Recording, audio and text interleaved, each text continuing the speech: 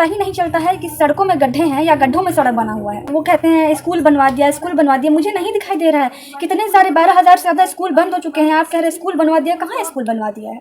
Exams वहीं हो रहे हैं, एग्जाम हो रहे हैं तो पेपर लीक हो जा रहे हैं और ये तमाम सारी चीज़ें हो रही है। स्ट्रिक्ट एक्शन नहीं लिए जा रहे हैं किसी भी क्राइम के अगेंस्ट। मान लीजिए कोई बच्चा 10th क्लास में है, अपना बोर्ड का एग्जाम देता है, तो वो ये सोच कर कोई एग्जाम नहीं देगा ना कि मैं एग्जाम तो दे रहा हूँ लेकिन ये पेपर तो लीक ही हो जाएगा, क्या फ़ायदा। तो एक बच्चा अपने 10th के बोर्ड के लिए भी बहुत मेहनत करता है। एक बच्चा अगर किसी भी तरीके की परीक्षा दे रहा है तो ये तो उम्मीद कर सकता है ना कि मैंने जो एग्ज़ाम दिया है इसका रिजल्ट तो अच्छा आएगा।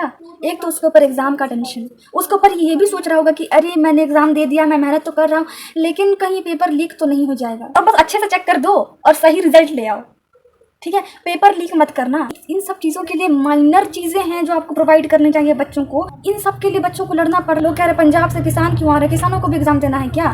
किसान के बच्चे भी होते हैं, किसान के बच्चे भी नीट की तैयारी करते हैं, जेईई की तैयारियां करते हैं। जो बड़े लोग होते हैं जो कोठी बंगले में रहते हैं उनको क्या ज़रूरत पड़ता है पैसों का?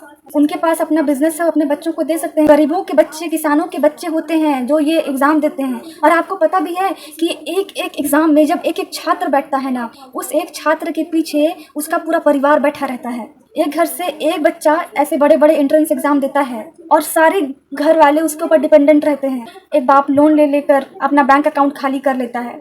कुछ घरों में माएँ भी करती हैं। पेरेंट्स अपना सब कुछ झोंक देते हैं बच्चों के ऊपर, बच्चे अपना सब कुछ झोंक देते हैं। कितने त्यौहार छोड़ देते हैं, कितनी खुशियों के पल छोड़ देते हैं, लोगों से इंटरेक्शन बंद कर देते हैं पढ़ने के चक्कर में। आप खुद तो मेहनत कर नहीं रहे हैं पर जो मेहनत कर रहे हैं उसका फल आप खा जा रहे हैं। लोग कह रहे हैं नौटंकी चल रही है। हाँ, चल रही है नौटंकी, नौटंकी ही तो चल रही है। नौटंकी की शुरुआत कहाँ हुई थी? पेपर लीक नहीं होता ये नौटंकी चालू नहीं होती, लोग करप्ट नहीं होते नौटंकी चालू नहीं होती। इन सभी चीज़ों की शुरुआत तो बहुत पहले ही हो गई थी।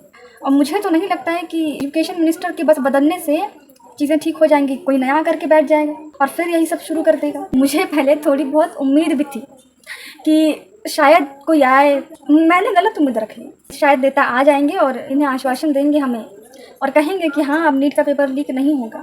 जितने बॉडीगार्ड इन्होंने, जितने मुस्टंडे इन्होंने सोनम वांगचुक जी को उठाने में और अभिजीत तिपके जी को मारने पीटने में, उनका मुंह बंद करने में लगाया है, उतनी ही सिक्योरिटी के साथ में अगर ये धर्मेंद्र प्रधान जी को इस्तीफा देने के लिए कहते या फिर उनको हटवाने के लिए गए होते तो क्या वो ज़्यादा बढ़िया नहीं होता?